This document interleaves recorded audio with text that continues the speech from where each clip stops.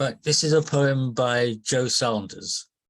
A Child's Christmas in Oadby, Leicester. This meeting is being recorded. The cold has got into my poetic bones. I wanted to write about an early remembered Christmas, but the words wouldn't come. It was me standing in my nightie and candlelight, watching the shadows of men with torches climbing up into the attic to inspect burst pipes. It might be about the same time I got whooping cough and threw up on the shiny red-tiled kitchen floor, or maybe that was earlier. Definitely not the time the cows got into the garden and trampled the flower beds and pergola. I feared for my dad out there, waving his arms. Rex, our pet sheepdog, could have come into his own, but was no use at all. That was one of the ever-hot summers when I ran through the fields as long grass tickled my face. We weren't allowed into the room before Christmas, but sometimes we managed to peep inside to see the Christmas tree with all the gold and colourful presents round it, some waiting still to be wrapped, like 2 boxes with 2 identical fairies lying stiff-limbed and stilted, waiting to wave a tinselled wand. With hindsight, I feel sorry for Mum and Dad that they got it so wrong and must have realised in the magic moment of giving. That was all a very long time ago. Now I get things from Amazon, restrict my heater to 18 degrees, and Oadby is no longer a village among fields. Joe Sanders. Who is Joe Sanders? She used to come along on the Saturday meetings we had in the United Reformed Church. Oh, right. She lives in Covent Garden, so she can't make it to Ruskin House. She's a very good poet. And she's 95. Yes. Yeah. So sounds like Cold Comfort Farm, doesn't it? Started straight to Cold Comfort Farm there. No. Yes, I remember her. Yeah. I remember her, yes. Yeah. So she's a very good poet. She is, excellent. Yes. Hello, Heather. Haven't said hello. Good evening. Said hello to everyone else, I think. And Jane's come off the visual at the moment. Anyway. Now it's ready for Anthony. What have you got for us, Anthony? I got one poem. It's called Teachers.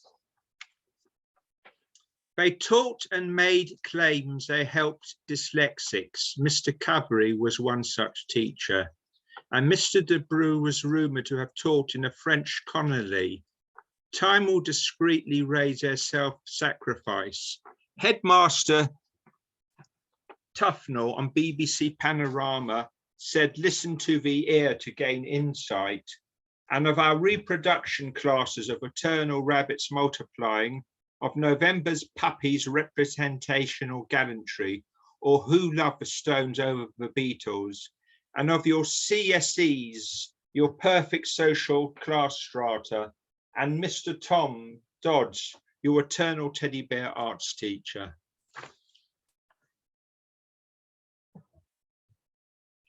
Some lovely reminiscences there, Anthony. A few mixed schools. Mr. Tufnell was a head teacher of Ashburton High School. Right. And all the other teachers were my teachers at my boarding school in Chelmsford Hall in Eastbourne. Oh, it's lovely poems. Nostalgic. Lovely. Thank you. Yeah. That's my only poem. Thank you. Okay. Very good. Well, it was a good one.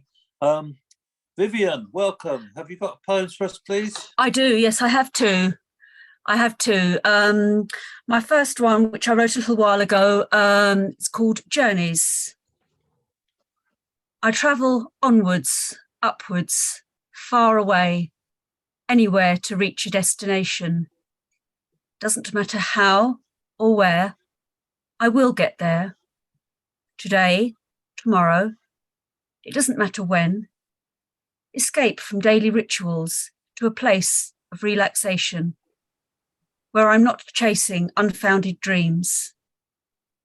I can just be me, in a place nobody knows, my secret hideout, somewhere I can call mine for a while. I may be discovered, who knows, but for now I can be me. Relax, forget the world, chill and take stock. while drinking a glass of wine.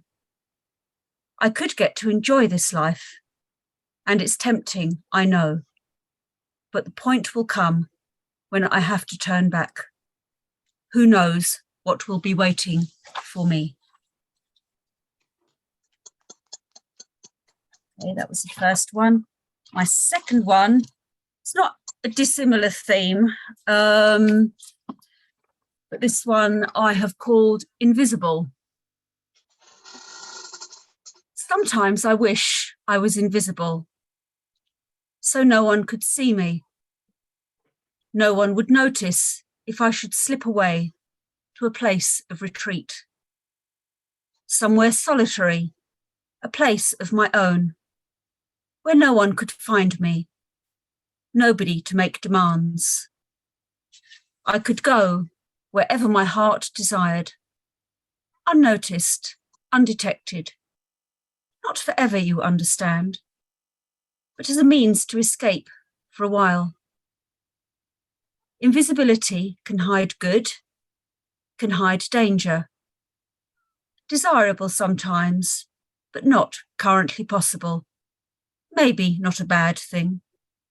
But in my dreams and in my head, invisible is a world of possibilities. Thank you. Oh, wow, very good. Two lovely reflective poems. Thank you, Vivian. I enjoyed those. Thank you. Mm. Thank you very much. And now we're going to move to Jim. Jim, are you ready for us? When you're unmuted? Yeah, Okay. I'll read, if possible, 3 poems because I'm not sure I will be able to make the second half. The first one is called My Last Mattress, after Browning. There's my last mattress. See her propped against a bin, a weary broken wreck with badly worn out springs. See her drinking sunshine and listen to the breeze, this ever-willing partner to all my ardent dreams. 3,000 times and more she's borne my eager weight. She never raised a murmur, never made complaint. Now solemn dustmen come. I wipe my tears and yell, good fellows, treat her gently. She served me true and well. Thank you.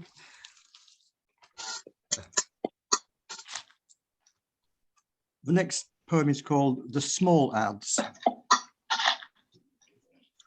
The next poem is called The Small Ads. Slaughhouse. Small Ads. Smallhouse, sorry. Sorry. Small Ads. ADDS. Advertisements. The small ads.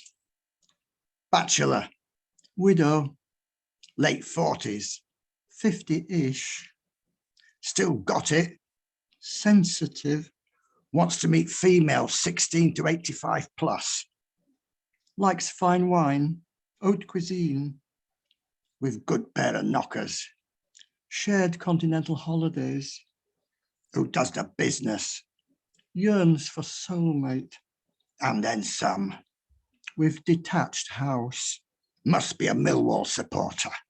No time wasters, please.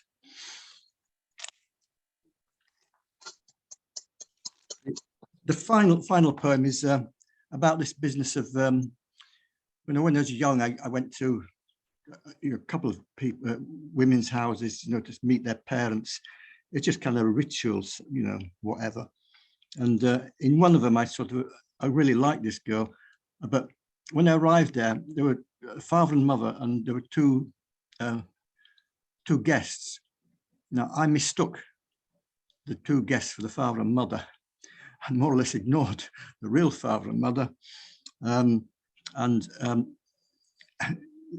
they left the room in a bit of a grump, and the girlfriend came back and said, and I said, I think I got your parents mixed up. She said, I rather think you did. And things just didn't go anywhere from there. And this is in about this sort of business of visiting in-laws. It's called 4 Prospective Fathers-in-Law. The first looks at me warily. What you do for a living, son? Since I'm dressed as a clown, I wave a white gloved hand, and out of thin air, I produce an egg, which I proceed to break on his head. He says my prospects are poor. The second seems resigned.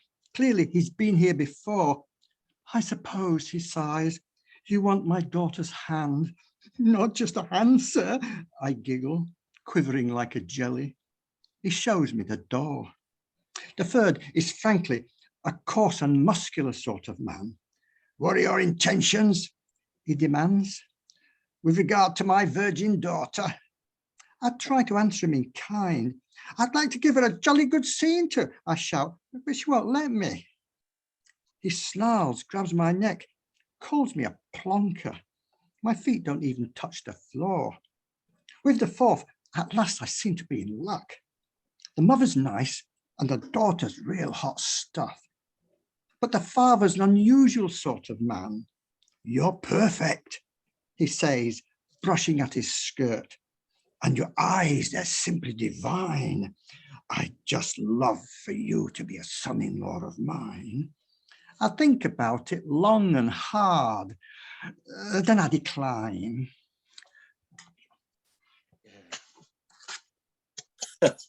Wonderful. Mattresses, dating and mating. Wonderful. Love three lovely poems. That's a theme running through there, Jim. Very good. Thank you. Thank you. It's hard to stop smiling after Jim's been reading. Lorraine is missing. So can we move to you, Norman? Are you ready to give us your words, please? Can you hear me, George? Yeah, it's going for you beautifully. Good evening, everyone. I'm going to read two, George. The first one's by a poet called Denise Levertov. And the second one is one of mine, recent. I'll explain a bit later. The reason I'm reading the first one, I think it's apt for the time of year, etc. And it's 14 lines, absolutely brilliant. It's called Celebration. Brilliant, this day, a young virtuoso of a day. Morning shadow, cut by sharpest scissors, deft hands.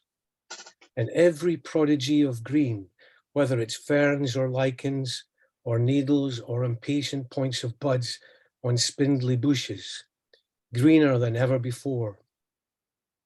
And the way the conifers hold new cones to the light for the blessing, a festive rite, and sing the oceanic chant the wind transcribes for them. A day that shines in the cold like a first prize brass band swinging along the street of a cold, dusty village, wholly at odds with the claims of a reasonable gloom. And that's that one. My one, well, many years ago, most of my career was in sales and BT, British Telecom. But when I started off, I was in post office telecoms. And as one of the youngest reps in the country at the time, the management, I think, gave me this initiation. They gave me a territory that was down by Docklands, etc., and it included lots of oil and gas service companies. But it also included the fishing community, the fish market, the warehouses, etc., etc.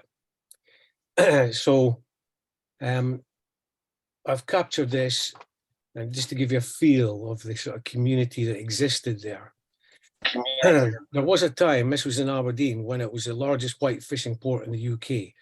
I think that's Peterhead now, and it's gone to Grimsby and so on and so forth. But things were happening when I was there. Anyway, this one is called Behind North Esplanade. North Esplanade is a large boundary road around the fishing market and all the subsidiary companies. Behind North Esplanade. And all the subsidiary companies. Behind North Esplanade. I've just heard a repeat, George. Did you hear that?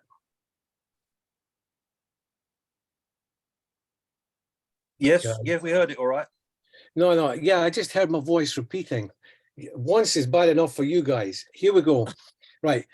Behind North Esplanade, you'll often find an old dusty cat, worse for the wear, with a wounded eye and a clipped right ear. He walks the shiny cobbles bordering the grey fish houses, on the lookout for scraps of fish and any waste bin leftovers. He's in his teens now and lived here all his life. And why not? It is a village, a community in itself. This is where you find the fish houses, warehouses, ice houses, serving this great white fishing port. The cobbles glint in the sunlight and share their slimy smells to remind you of the delights held within the grey granite walls. Inside, the women gut the ice-cold fish with flashing knives and haddock hands. They size up any passing men. They laugh and giggle over vulgar and wishful tales. Most carry life's hardships on their faces, dragged down by hard work, childbearing and drunken men. Yet look again, and you'll find a puppy in the battlefield, young, fresh-faced, and maybe, just maybe, still innocent. A pretty face that makes you wonder if she'll escape in time to pastures new. Prostitutes wander the cobbled streets for lunchtime trade, an invite back to a sparse, cold tenement flat just around the corner. Eager trawlermen safely back on shore, having drunk some booze, oblige and dip into their brown pay packet. As day turns to night, the calling girls continue to strut their wares on show for the cruising curb crawlers. They stick their cards inside the solitary telephone kiosk, a telephone kiosk that is thick with grime, but inside a haven for a working girl on frostbitten nights. The seasons pass, the months fly by. Nothing seems to change in this working class world.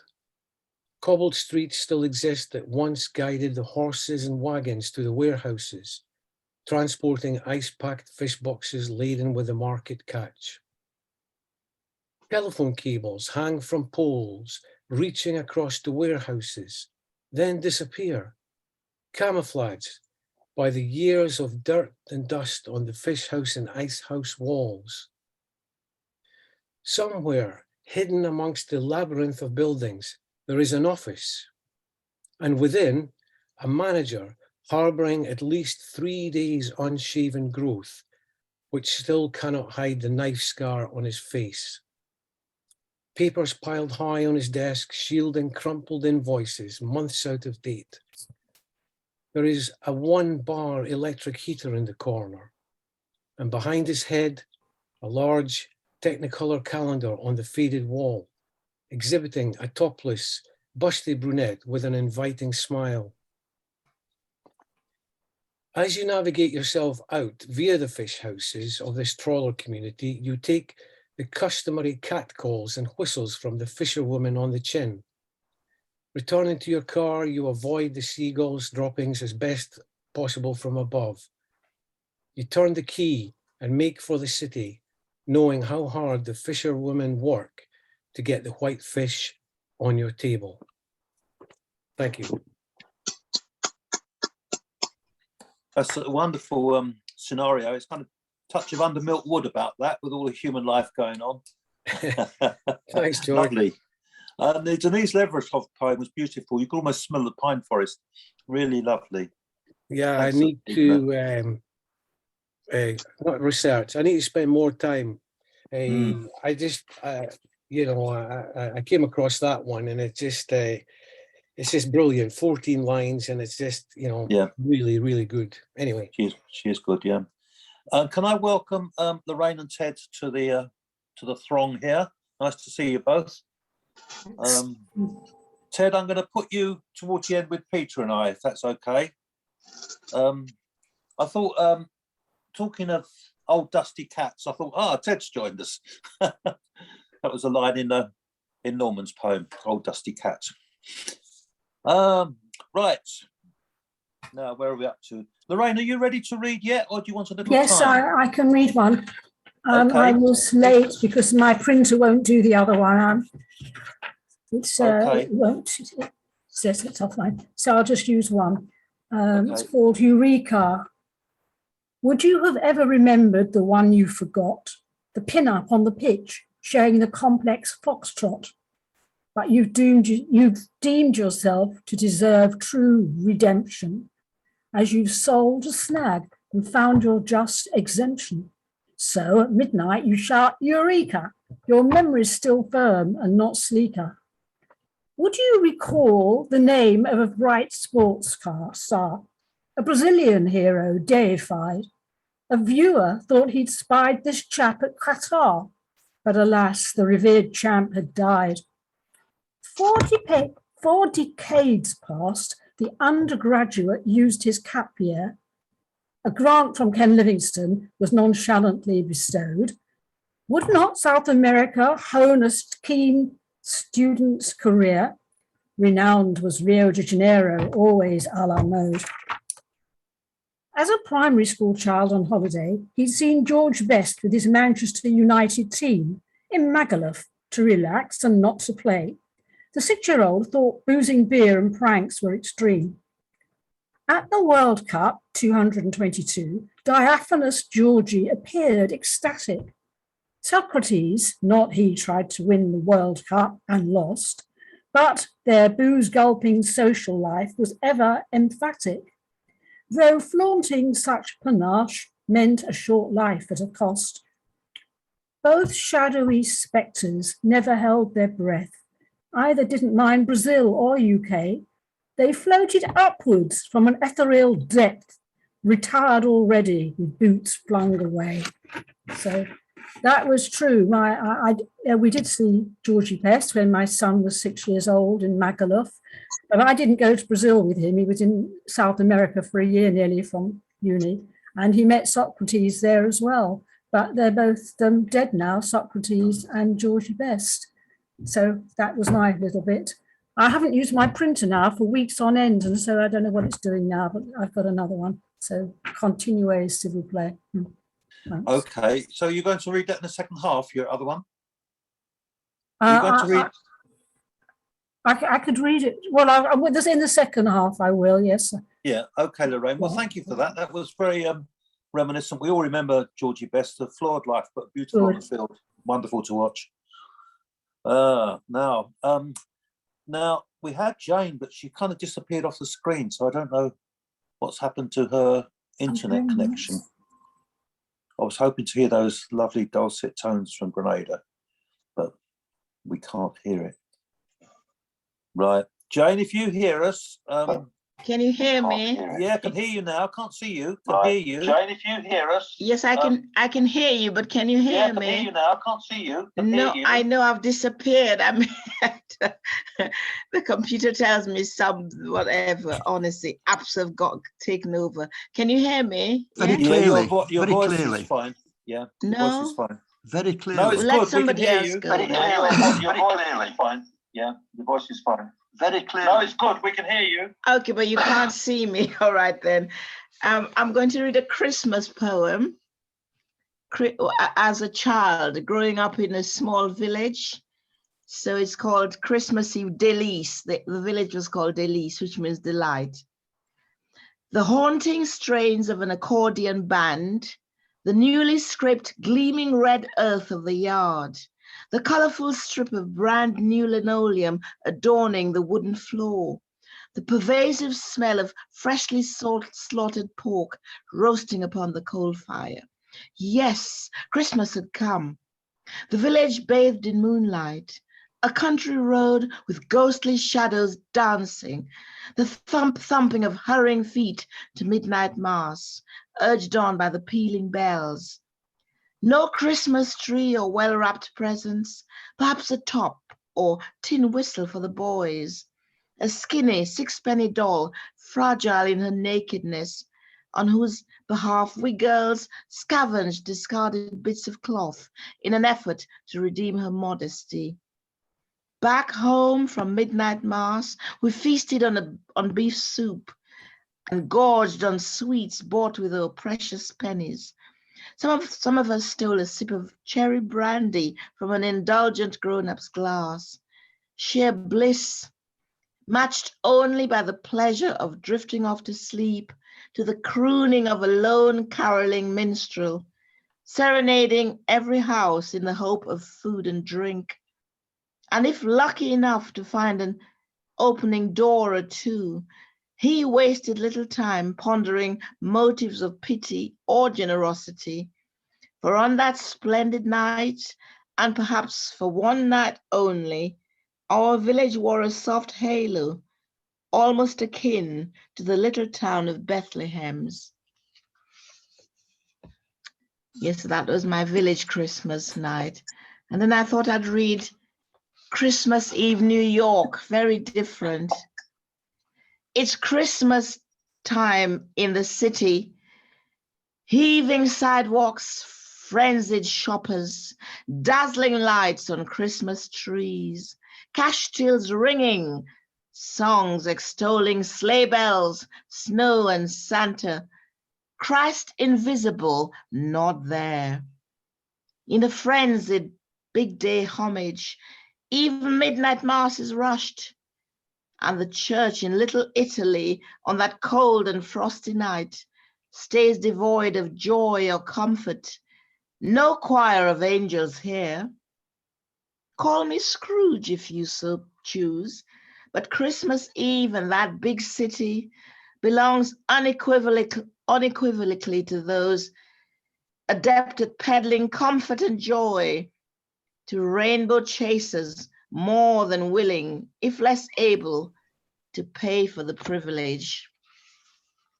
So that's a contrast of those two Christmas Eves. Brilliant, Thank Jane. you. I prefer your first location to the second. Brilliant, Jane.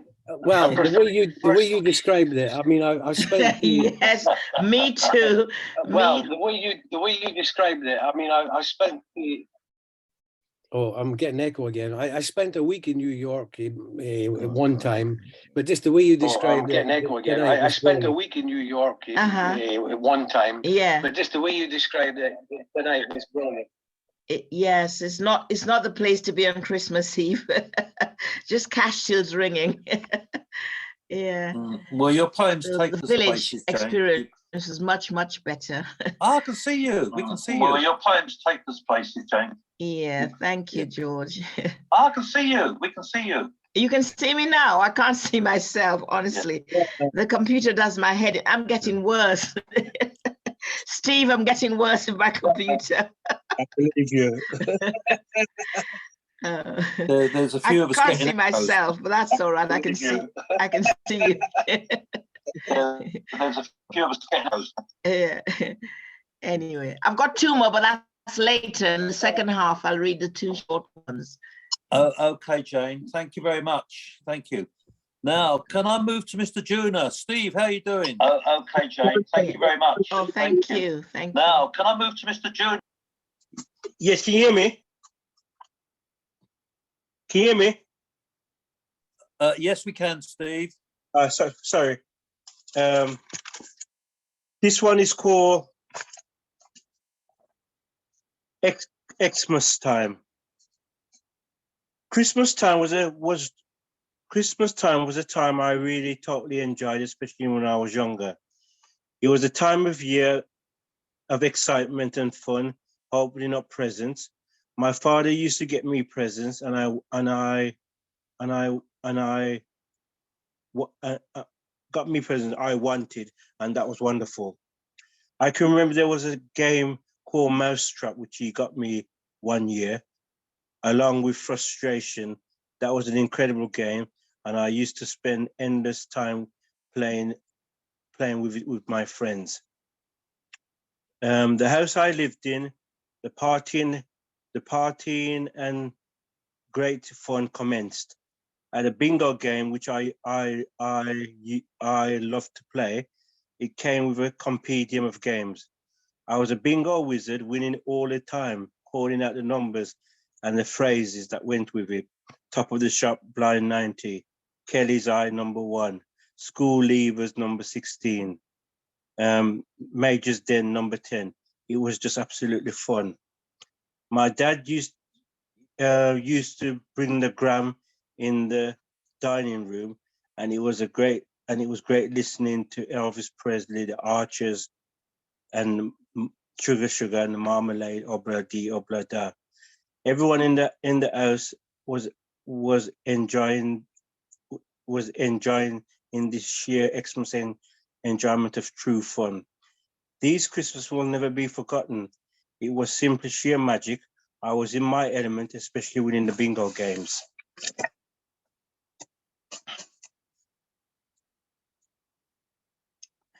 Can you hear me?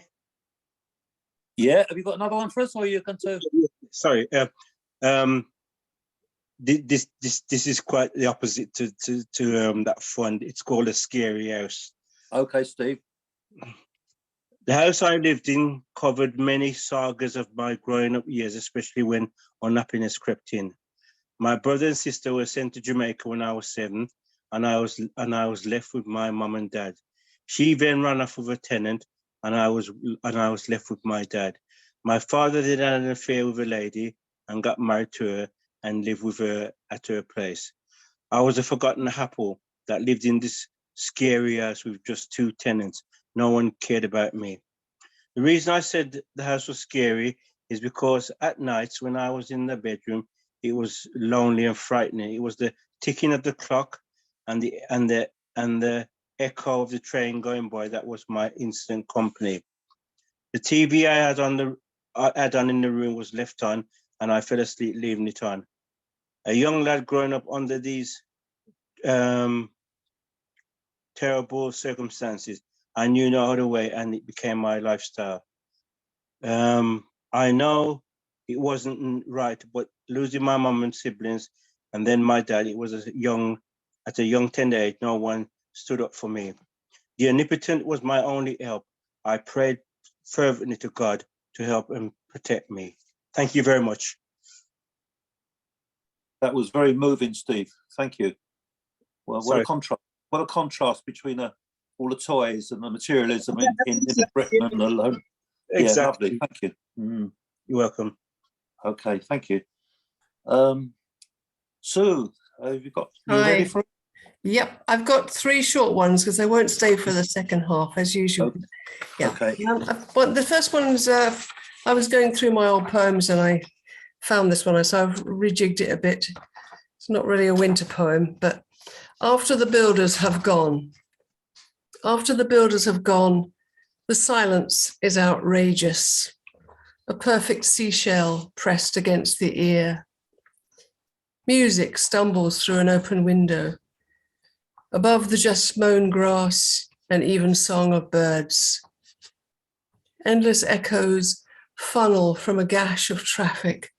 Wind-blown paper scratches at the street. Far away, a lonely dog's half-hearted barking. And later, lullaby of late-night rain, dissolving midnight on the glass. This is a new one, thank you. This is hard to, this is called chiaroscuro, which is an arty term, which means dark and light. Chiaroscuro. I will write you this, and it will be black night, white moon, unfathomably bright. A moon to hold your breath by, sky punched through with light. Beneath the stars, the vixen's shadow, yew tree's silhouette, quiet unfold of owl soft feathers, cat's unweighted tread. Let this be the backdrop, poetry's midnight space, a landscape holding nothing less than all there is to say. That one. I thought I'd just finish with one of my poems from my book. It's a bit more wintry. Transmuted. You text me at my deepest hour, flint winter purity of falling light. A stained glass window catches fire, magenta, topaz, indigo. I reread your invitation like an opening chord, preludium. And I'm salvaged by your perfect pitch, your precise beat, your slant of sun. You are my consolation, turning up the way you have, riddling out this burnt and blackened year, and I can't ask for more. Spring will come, I know that now, the white magnolias. Thank you. You used such beautiful imagery, so thank you very much. Lovely poems. Thank you. Impressed. Heather, are you ready? You're muted at the moment. Lovely. Right. Hi, Heather. Hello there. Hello, everybody. Hi. I have two poems here. One's by an old one, classic from Lord Tennyson, and one of my own. The first one, actually, I'll read my one in the second half if we have time, because Lord Tennyson's one's quite long, if that's okay. In Memoriam by Alfred Lord Tennyson.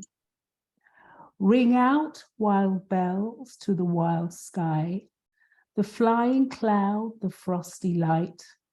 The year is dying in the night. Ring out wild bells and let him die. Ring out the old, ring in the new, ring happy bells across the snow. The year is going, let him go.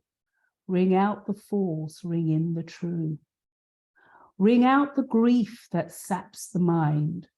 For those that hear we see no more. Ring out the feud of rich and poor. Ring in redress to all mankind. Ring out a slowly dying cause and ancient forms of party strife. Ring in the nobler modes of life with sweeter manners, purer laws. Ring out the want, the care, the sin, the faithless coldness of the times. Ring out my mournful rhymes, but ring the fuller minstrel in. Ring out false pride in place and blood, the civic slander and the spite. Ring in the love of truth and right. Ring in the common love of good. Ring out old shapes of foul disease. Ring out the narrowing lust of gold. Ring out the 1,000 wars of old. Ring in the 1,000 years of peace. Ring in the valiant man and free, the larger heart, the kindlier hand. Ring out the darkness of this land. Ring in the Christ that is to be. That's it. And I will read the second one in the next half. Classic poem, beautifully read. Thank you, Heather. That was lovely. I really Thank you. enjoyed that. Really clear and incredible. Now we're going to move over to the Isle of Wight and say hello to Steve. Hello, everybody. Hi. Yeah, and Merry Christmas. I'll only be staying for the first half. So I've got a short poem and a long poem which I'd like to read, and they're about two Marys, and hopefully it will become evident what I'm talking about. The title of the first one is called Claudia Schiffer. If anyone remembers the supermodel fetish of the early noughties, she was often on big posters advertising high-end goods. I cross a busy city street and slip back into silence, stopping briefly by a poster of a supermodel lying on a sofa, leather Louis Vuitton bag beside her feet. She's teasing me. She wants the two of us to be together in consumer heaven. Nolly me tangeri, know you modern Mary Magdalene. You can't tempt me, you should know better, even with your bag of leather. And the next one's called Pontormo. Pontormo was a Mannerist artist, kind of 1500s Florence and Rome. Sipping tea, my sight alights upon a book upon a table, open at a painting's detail, Virgin Mary soft in shadow, pleasing to the eye and yet The more I look, the more I wonder why. Her eyes are clear and wide, but nose wide too. The upper lip is thick and overhangs the one below. The chin not delicate at all. The ears protruding from the hair. Is it the work itself that's beautiful to me, not her?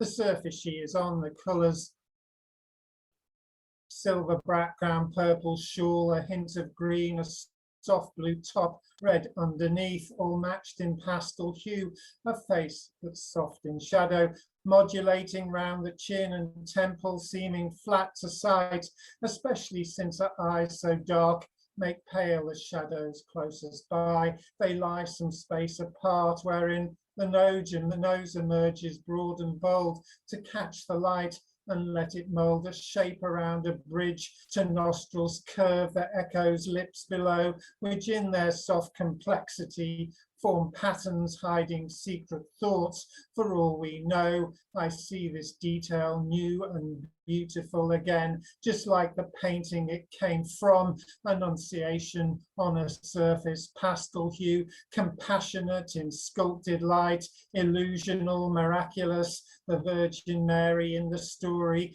as depicted by an artist from a bygone age when images meant more than text. Though Instagram might disagree, it speaks to me in reproduction at my breakfast. Thanks. Missed your vocation, Steve. You could have got a job describing paintings to blind people. That was beautiful. I did once, actually. Did you? All right. Well, there you go. It was very good. Thank you. Two lovely poems. Thank you. The second one was knockout, I think, for me. But, yeah. Now we're going to move on to Nick. Nick, what have you got for us? Christmas wishes. Okay. Merry Christmas, everyone. That's all I really want to say. That's a quick poem. Since I'm here, I thought we could look forward a little bit further, maybe, for the first arrival of spring, because it's cold out there, and I could do with the first arrival of spring. Like an illicit reminder of original sin, the warmth of the sun in early spring, soaking through every pore into the skin, tingling all the joys alive within. It floats rebirth into the midday air, cleansing the spirit of winter's cares. After the snow and wind and rain, as if nothing ever will be false again. Where old pains and fears held sway, youth is bursting out today.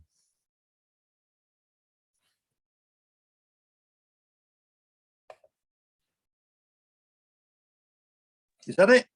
Yep, so. Yeah, okay. Hope to see you in part two, Nick, because we can do with a, something longer from you, part two, okay? I mean, longer? Right. Yeah, next time, part two. I'll see if I got one with 14 lines in it. That would be good. What, now or later? Later. Okay, all right then. Now I'm going to move over to my very dear friend, Mr. Ted Smith. Oh, yeah! Icon of Poets Anonymous. Right. This is my semi-cynical Christmas poem. And I've noticed I made notes in the top. I always want it to end happily, but it never does. That's the poem I'm talking about. It's called Yuletide.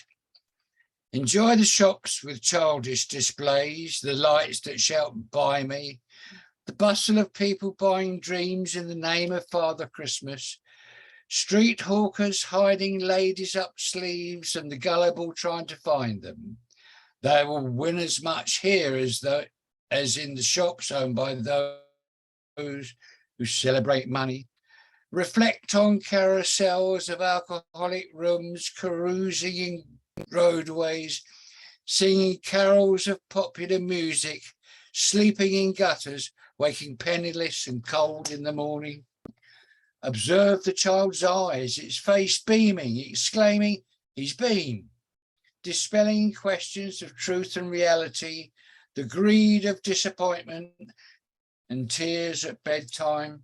Give us holly, Its blood red berries, ivy and mystical mistletoe shining through winter's creek. 12 bonfires to the solstice and those who give milk to the moon. Church bells calling to celebrate the future of more daylight.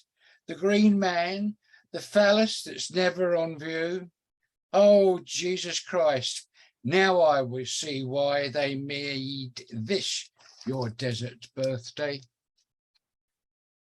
No need to clap. Right. This is the Christmas card. I write to you telling you of the family, what ailed us, where we went on holiday and selected incidents which I feel are amusing. We are all one older. Everything is more expensive. Oh, how I hate the crowds, the hassle. Writing cards, the feeling that I have to. It's not the same without children. Somehow less clean. The mystique, the pretense less clear, and the midnight mass less pure. Telling you helps clear the decks for wrapping presents, preparing food, and fending off the relations. I fold them into this envelope and send them off to you. You certainly covered Christmas well there, Ted. Yeah. Poor Lovely. old day. It actually, I think all that part, well, the first one was all about all sorts of stuff, but it was I can't remember. It was Well, I think it was the idea that it was only about JC and Christianity, which it isn't. But the poem is called Yuletide. Yuletide. Yuletide, yeah. Yeah, it's not. I love the breadth of it. It was a lovely, broad poem. You know, even covering people who are missing out and sleeping on the streets is wonderful. Yeah, what you've got into that. that's Very that's very kind because I always feel a bit self-conscious of the fact that it doesn't give enough to Christianity. Yeah, as it should be. Yeah. Yeah, I don't know about that either. I had prepared a milder thing. Okay, we've plenty of I've done time. it again. I've done it again, haven't I? Here I am. No, take your time. It's all right. Oh, here we go. This is extremely old, but I'll do it. It's called Reunion. Coincidence again, I drive up as you're parking. Young Caroline appears from nowhere, hugging me. Her flimsy body smiling through every pore. She repeats it tenfold. Impassive, like a ringmaster, you call her indoors. Ricky appears wearing new clothes and a haircut so smart he could be in the military. We're looking, touching, speaking hello words. They are hundreds. Caroline is still hugging me and saying, who do I love or I love you? They are thousands and I've run a marathon in minutes. You're gone. My bags are being carried. I'm picking children up, carrying them, putting them down, only to pick them up again. Inside, I'm heralded, accoladed with a badge, pushed upstairs to view Karate Collins decorating. We get lost in board games. Ricky tries to cheat in my favour. None of us care. You reappear to Bath Caroline. I am 1,000 years and 1,000,000 pieces. I help Bath, read stories, escape to make coffee, and try to spend time with Paul. He shows me his drawings in his favourite book. They're calm, and I offer him a story. Yeah, okay, he calls out. He's going to read me a story, bedtime story. And that's it. Thank you, Ted. Classic Ted. Very good. I've lost you. Oh, can you hear? I can now. I couldn't. Good. Okay. Yeah. I was mumbling a little bit, but no, you haven't lost us. No. Can we, okay, Peter, what have you got for us, please? I'm going to read a couple of poems by Thomas Hardy. Hooray! the darkling thrush. I leant upon the coppice gate when frost was spectre grey, and winter's dregs made desolate the weakening eye of day. The tangled vine stems scored the sky like strings of broken lyres, and all mankind that haunted nigh had sought their household fires. The land's sharp features seemed to be the century's corpse outlent, his crypt the cloudy canopy, the wind his death lament. The ancient pulse of germ and birth was shrunken, hard and dry, and every spirit upon earth seemed fervorous as I. At once a voice arose among the bleak twigs overhead in a full-hearted evensong of joy illimited. An aged thrush, frail, gaunt and small, in blast-beruffled plume, had chosen thus to fling his soul upon the growing gloom.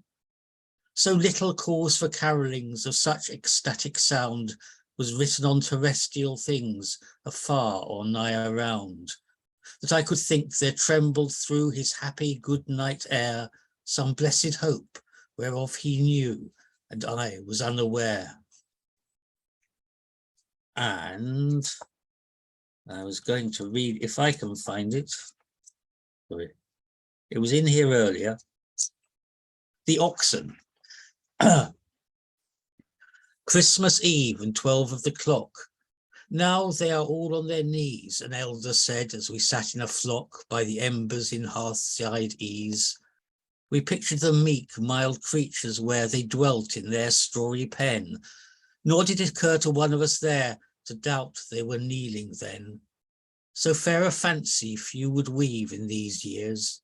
Yet I feel if someone said on Christmas Eve, "Come, see the oxen kneel in the lonely barton by yonder coombe our childhood used to know," I should go with him in the gloom, hoping it might be so. Thomas Hardy. Thomas Hardy. Yeah, thank you, Peter. Well chosen, lovely poems. Yeah, some of my favourites. Those. Right, like Nick, I'm going to take us somewhere else than the blank snow we've got at the moment. This is very well known to most of you, I think. It's called The Ballad of Wandle Park. Let's hear it for the flowers and the bees, the birds and the trees, the grass that's underneath and the heather on the heath. Let's hear it for the flies and the worms, for the seagulls and the terns, the slugs and the snails and all their glassy trails.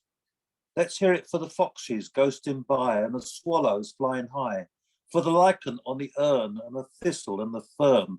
Let's hear it for the toads and the frogs and the newts down by the logs, the bushes in their leaf and all the life beneath. Let's hear it for the moles in their mound and the rabbits underground, for the badgers in their setts, the mice, the voles, the ferrets. Let's hear it even for the cabbage white and the moths that fly at night, the damsels and the dragonflies and the bats up in the skies. Let's hear it for the pipit, lark and owl and all the fish and fowl, for the milfoil, sedge and frond and the lilies in the pond. Can we hear it for every living thing that can squeak or squeal or sing, for the stone, the sand, the clay, the frost at night, the sun at day?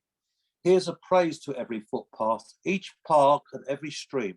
May the willows go on weeping. May we save this urban dream. That's that one. And this one, on a slightly different theme, is Kitchen Goddess. It's a lustful poem from me, I'm afraid. Sorry, folks. Nigella in the kitchen, sexy as sin. Even brandy, wine, tomatoes seemed to blush. The food in a mixer went into a spin. The velvet-coated peaches somehow seemed more lush. The bananas did a cartwheel and went into a split as she caressed each ingredient for the fun of it. Nigella in the kitchen, sexy as sin. I believe the boudoir was the room she should be in. Dressed to kill, no taint of flour or oil. Nowhere near a hot stove, in a place of toil.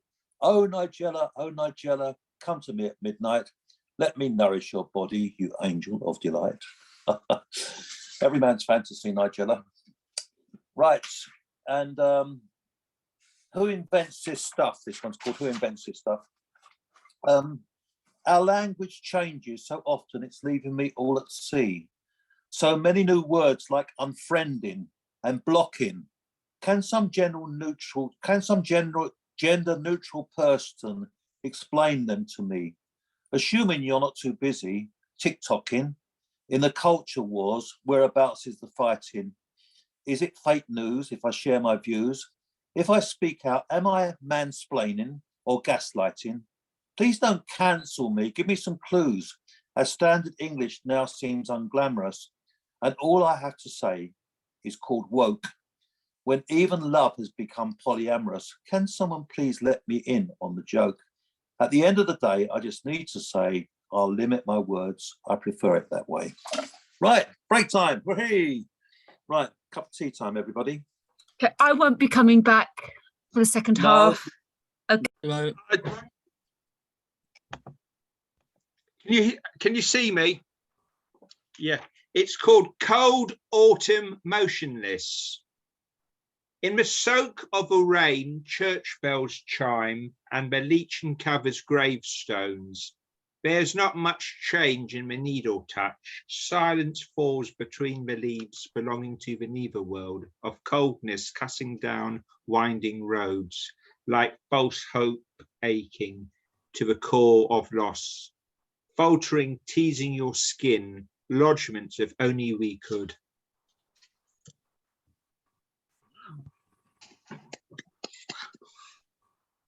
Lovely, Anthony. Can I You got ask? any more for us?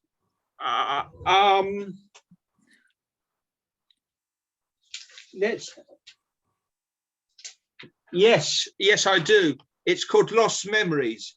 Okay. In the ebbing light, she will call you, winding to the sea. Her chimes echo for a well-remembered life, as our thought is to the brow. I will follow you with a chiming wind. I really care. I really care. Won't someone special listen? The Friday home like graded blues dripping into the neon indecipherable. Well, it's quite different. Yeah, the neon indecipherable. Thank you, mate. Okay, lovely. Thank you. Can I just tell you one singer that's influenced me in both of my poems? Mm-hmm.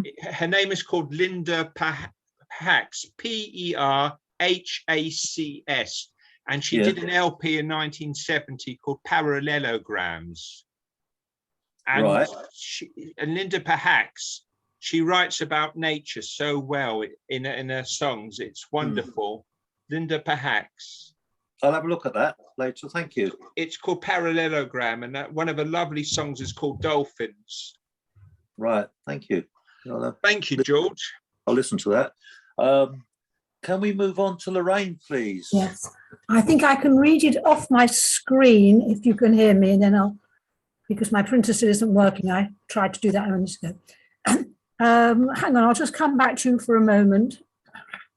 The background of it is when my grandmother came over here years ago before the Second World War, and all her friends wanted to matchmakers, etc. My grandmother had a platoon of granddaughters, me being one of them. So it's also called Choices, which Croydon Library Zoom is going to have that theme tomorrow, but I'm going to read my bit of it now anyhow, I think. So this is called Is It Your Choice or Not?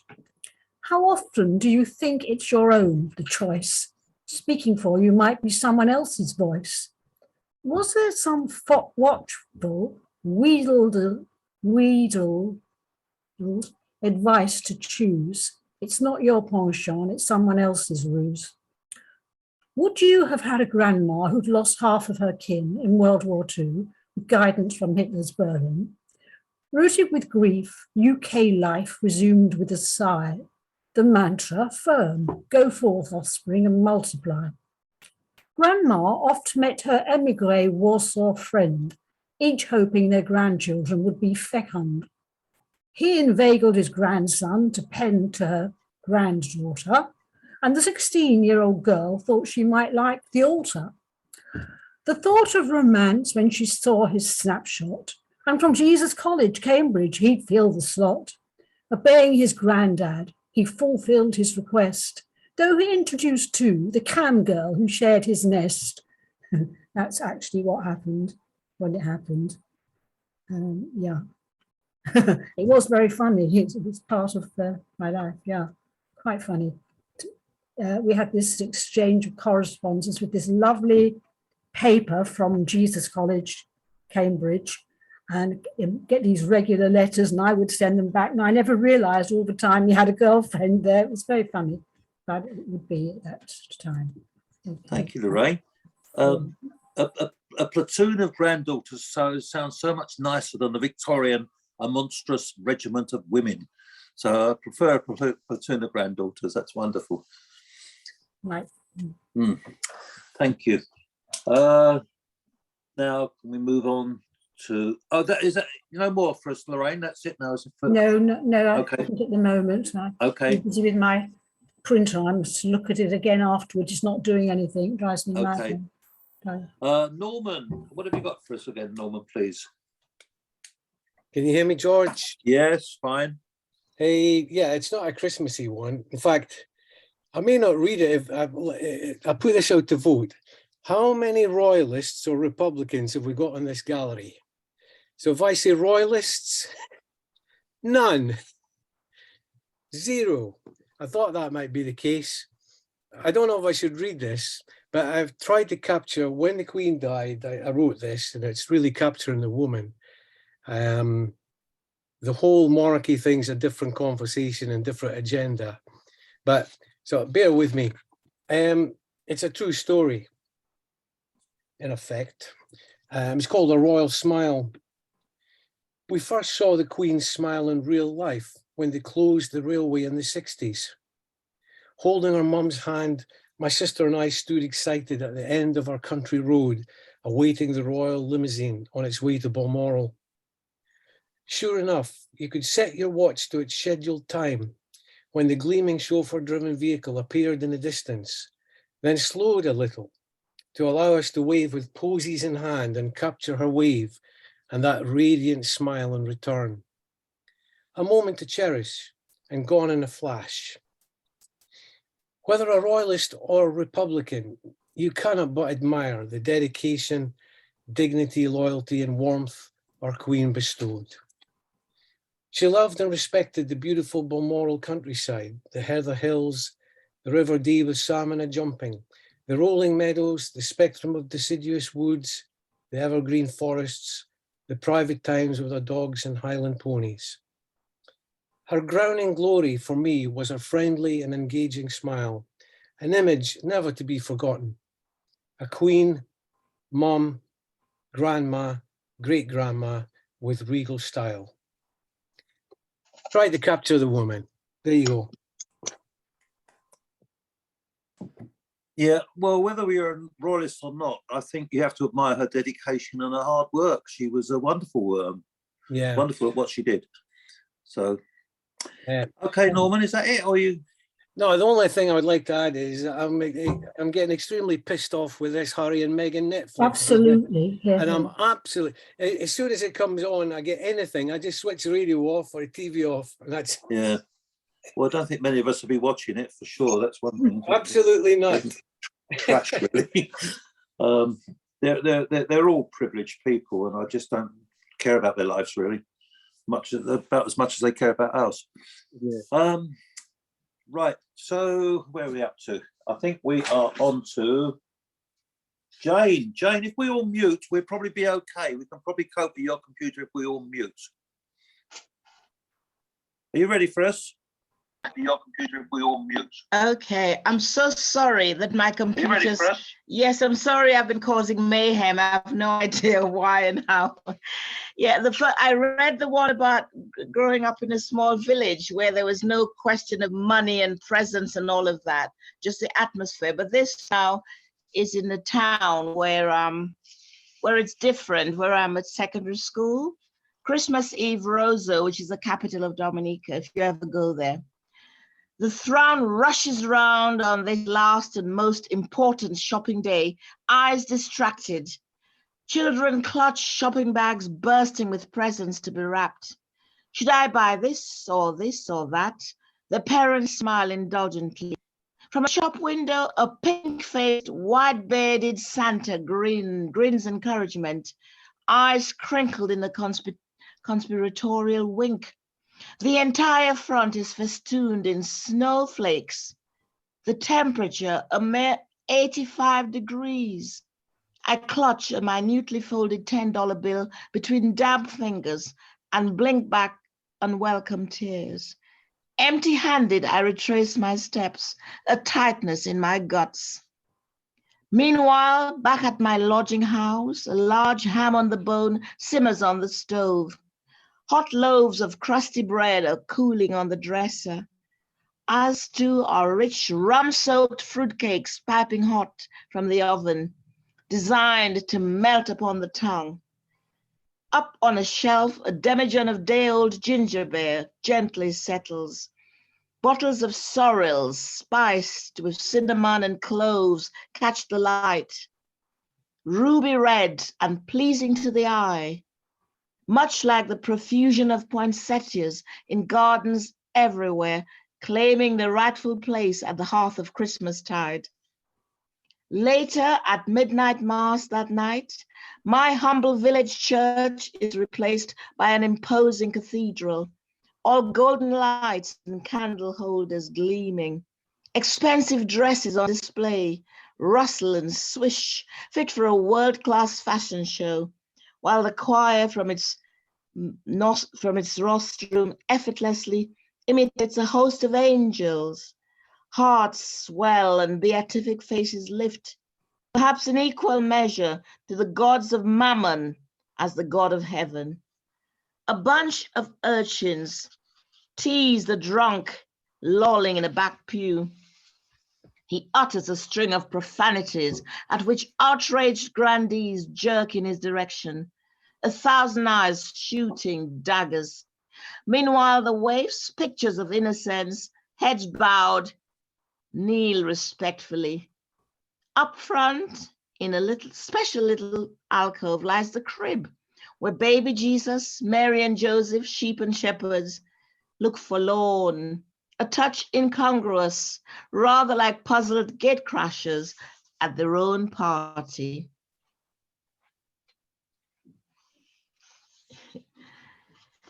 And this short one is called Christmas Eve London, and it's very personal.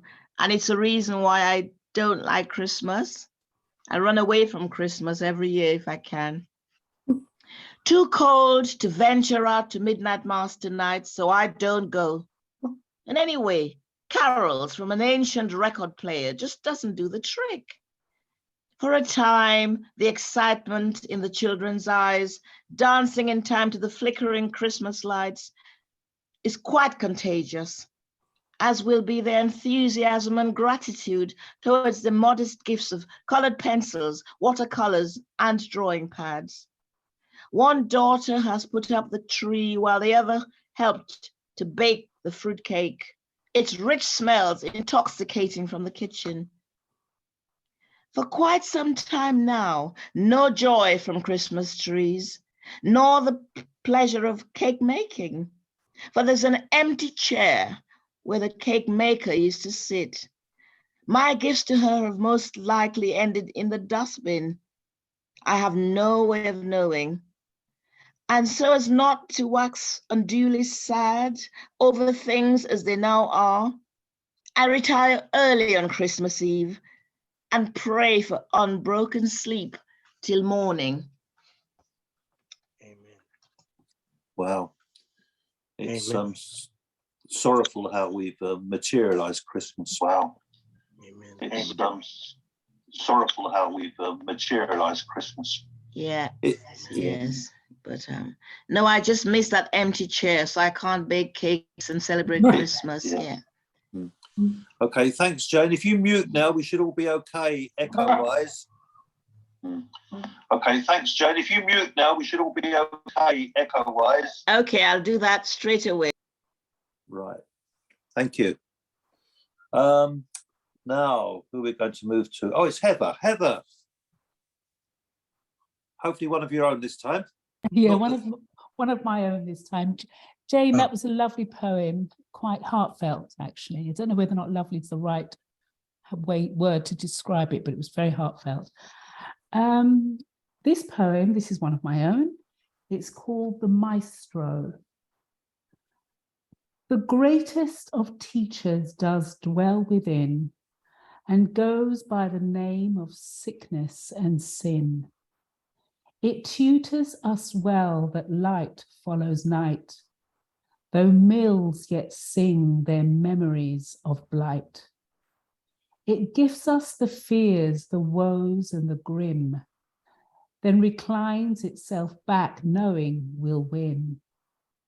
It reminds us well the fight of our birth, that tunnel of torture for greeting this earth.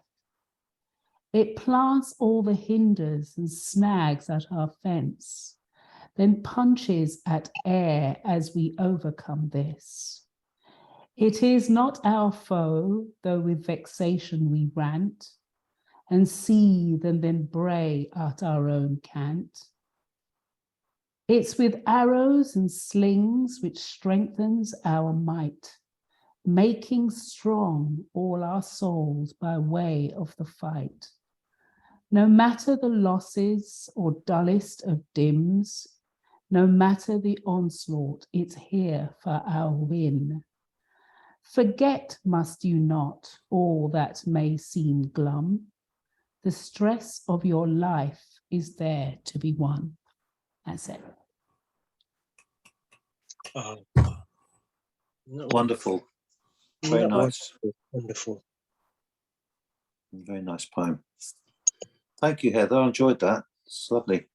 Got some good poems tonight. Well, we always have good poems, don't we? But really lovely.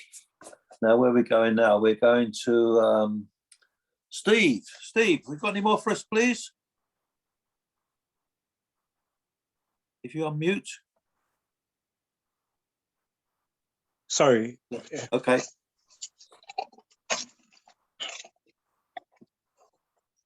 This one is called The Greatest Grandma. I simply class my grandmother as the greatest.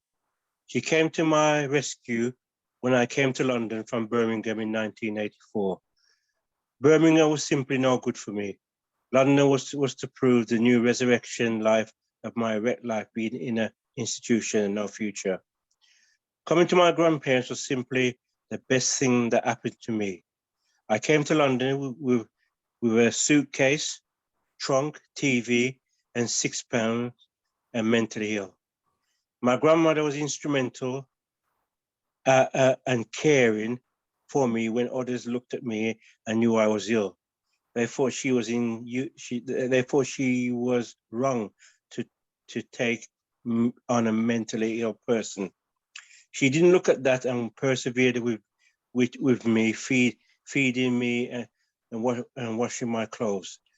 I would go to Deptford Market with her every Saturday and carry the shopping back in the trolley. She was God sent, and I went to church with her, and the old church would pray for me. I started to go to a day centre called Speedwell for mental health.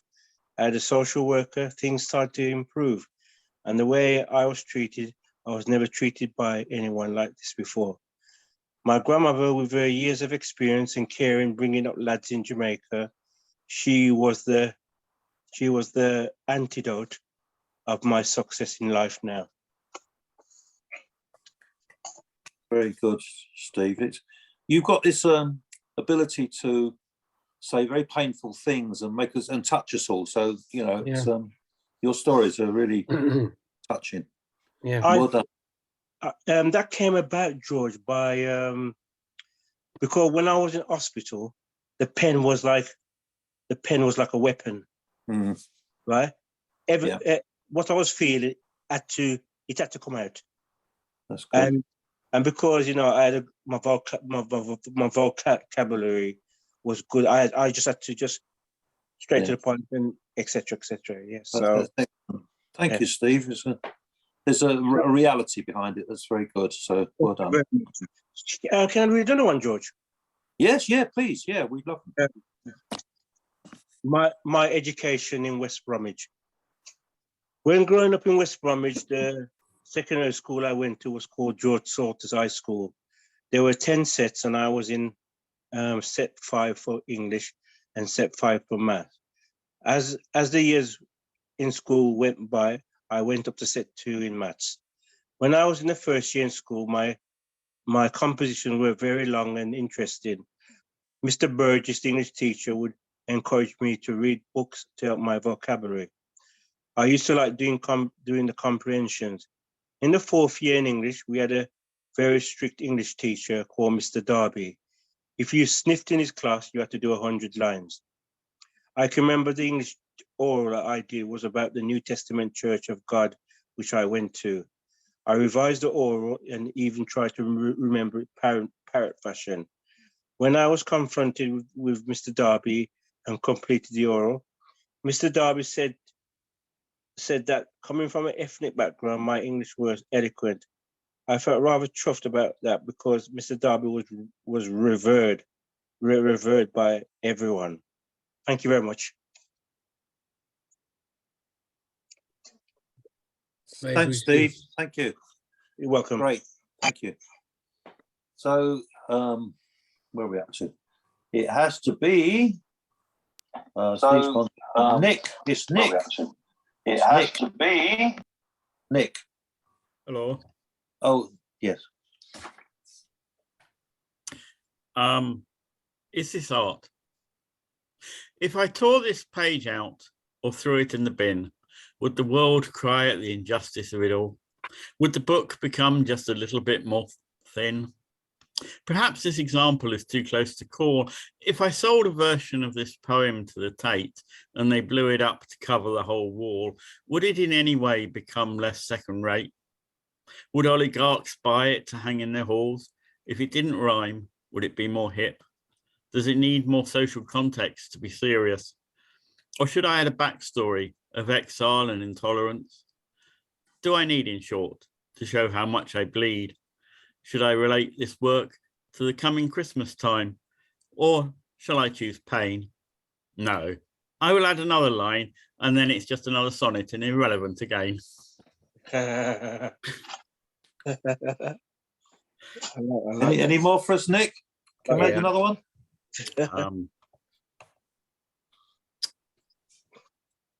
Ooh, sorry, lost my place.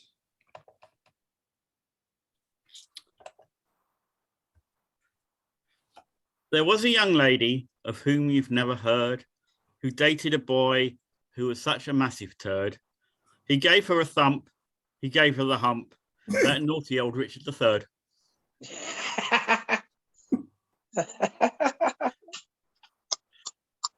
Sounds remarkably like a limerick there. Yeah, very good. It ended like a limerick. Yeah, just a tad. Just a tad. Yeah, Right. it's a subversion of a limerick. Yeah. I was trying to keep you guessing as to what form it was, and then Yes. you realised at the end. Right. It was supposed to be. Okay. You thought it was going to be a sonnet, didn't you? Admit that. Sorry? You thought it was going to be a sonnet, didn't you? Yeah, I was all geared up for a sonnet. Right. Have you got any more for us, Nick, or is it going to rest it there? We've got plenty of time. Oh no, I think that's killed it. Okay, all right then. Washed it to pieces. So it's got to be Ted. Ted, what have you got for us, Ted? Ted, muted Ted. I am now unmuted. Very good. You may regret this because I haven't even started the long search for a poem. Right, here we go. Well, we do in a minute. A ritual. It's a ritual, filling the kettle, selecting a mug. Not a lucky one, nor an unlucky one, an independent one. One not to be blamed for bad news. All ashtrays are washed, stacked away, and on the same basis as choosing the mug, an appropriate one retained. Keys are hung up. Table cleared and cleaned, drink prepared and poured, packets replaced. I sit, take a clean knife, and although I cannot alter one fact, I do all this. Then I open the letter. Big issue. Big issue, new edition. Help me get off the street. Help the homeless, the aged, the unemployed, the incomplete. Help the big issue to help me. Help me to give them a chance to find a little harbour in the Seychelles or the south of France.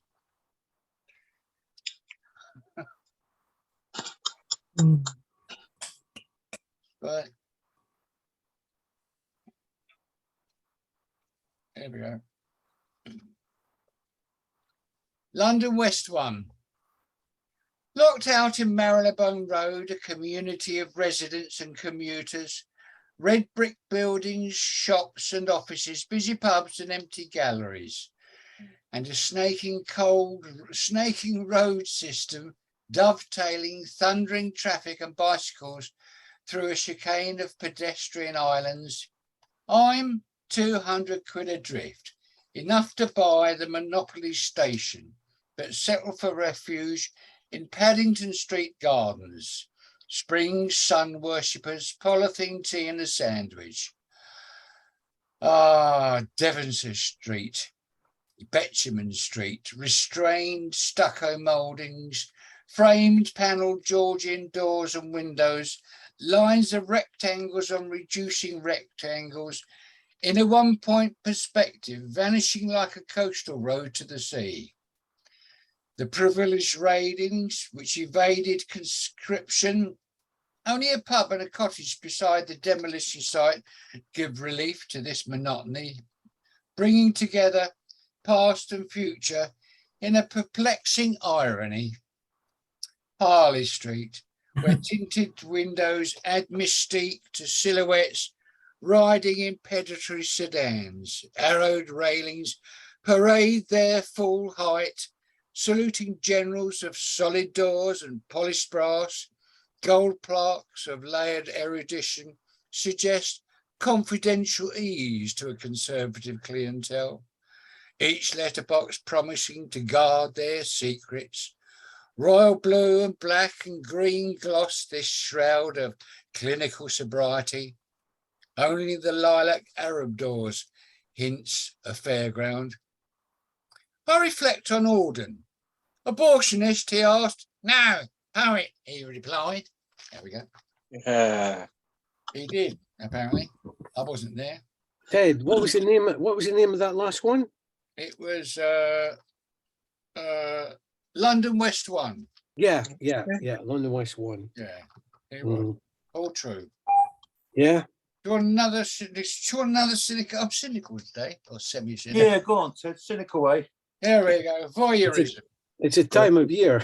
Yes, it is. Yeah, it is.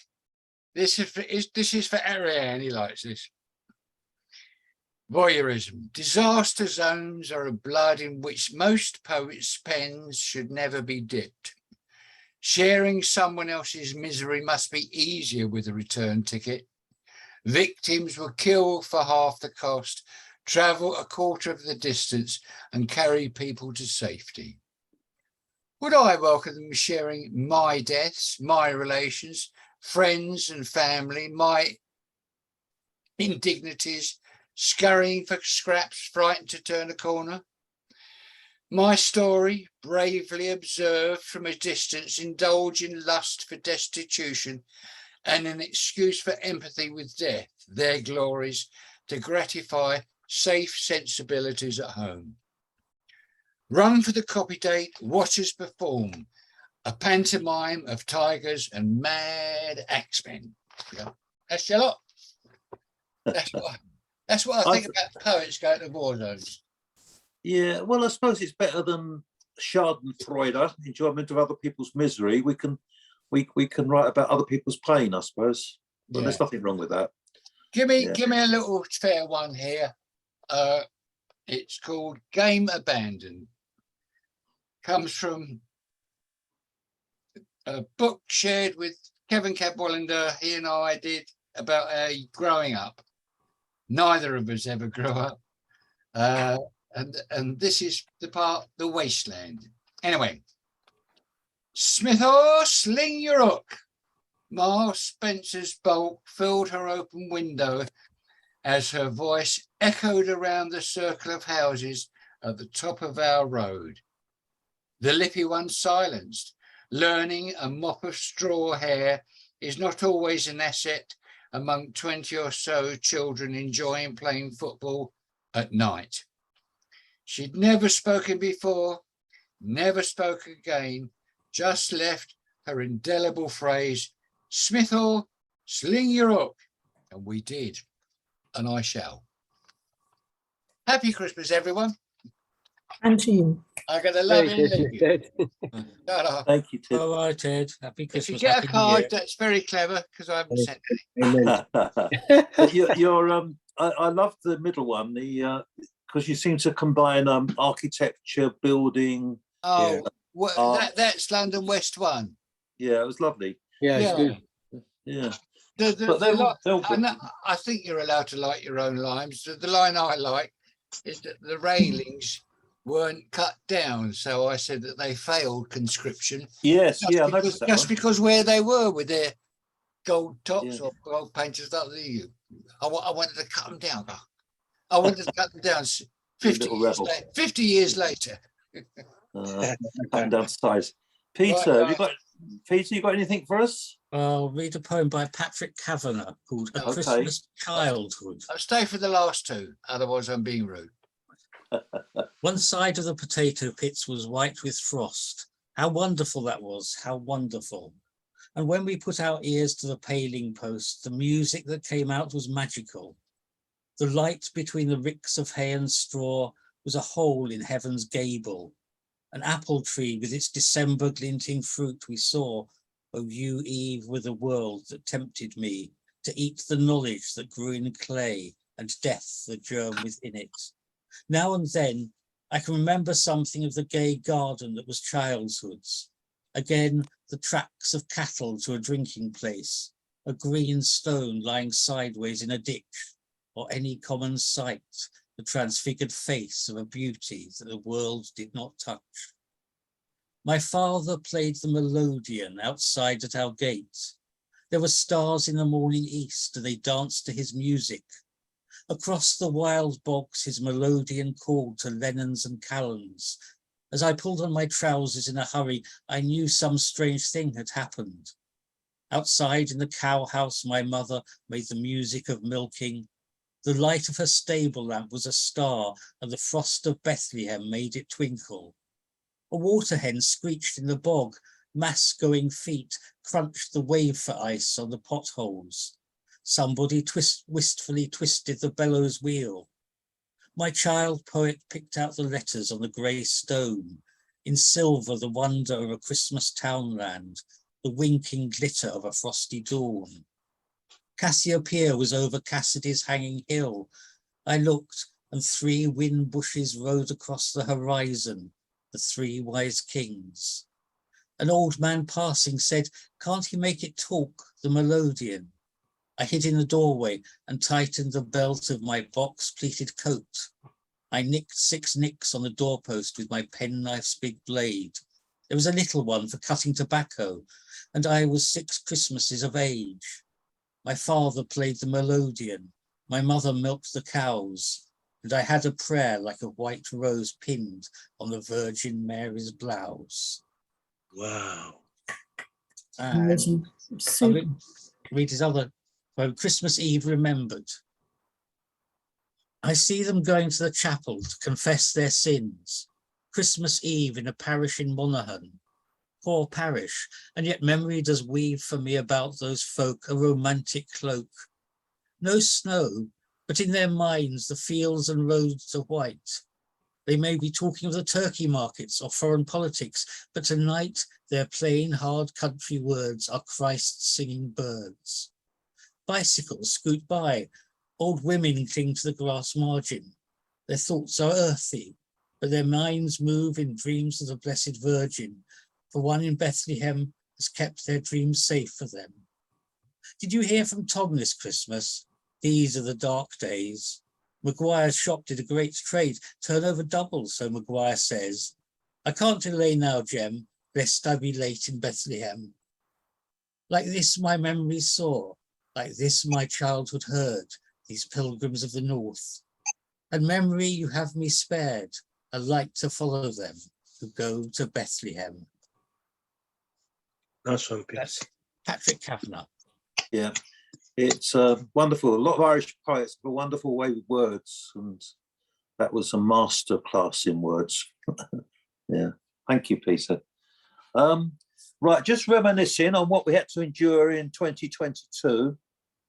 This is the A to Z of the election campaigns of leadership contenders. We had two pretty awful people and came out with a whole series of talks. So this is the A to Z. After awful and abject appeals, beating back all bounds of banality, conservative choices came to congeal, directed downwards in devious duplicity. Each egregious epithet enabled ferocious fighting for first past the post, generating gratuitously garbled guarantees that held hard, however, to horrible hegemony, iniquitously insisting on inequality, just as if justice is junked.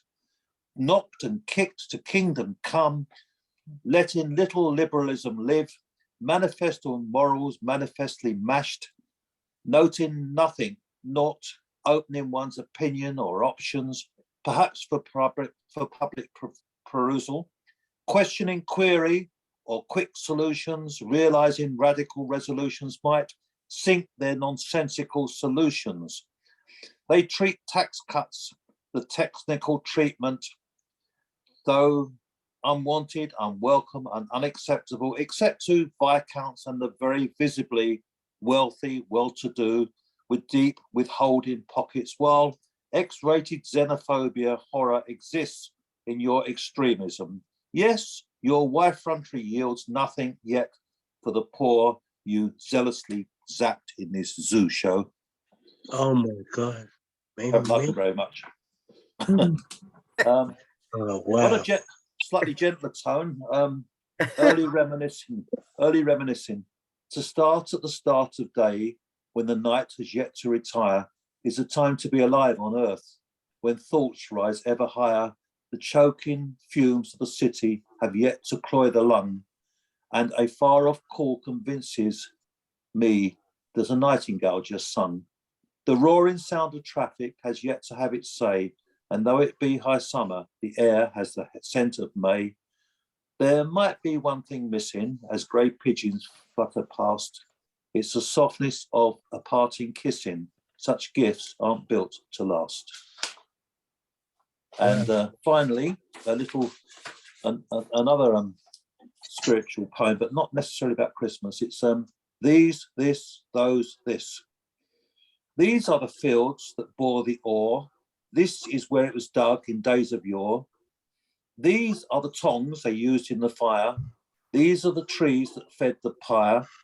This is the anvil where they hammered the nail. These are the hands who they chose to impale. This is the church where people sang. This is the hill where pain began. Okay, that's it, folks. It's a slightly bit of an Easter poem, that one. If I may say so, George. Sorry? If I may say so, George. Oh, no, I'm getting echo. If I may say so, George. Sorry? If I may say so, George. Oh, no. Jane, can you mute a bit again? Jane, sorry, can you mute? Jane, can you mute a bit again? Jane, sorry, can you mute? Oh, that's it.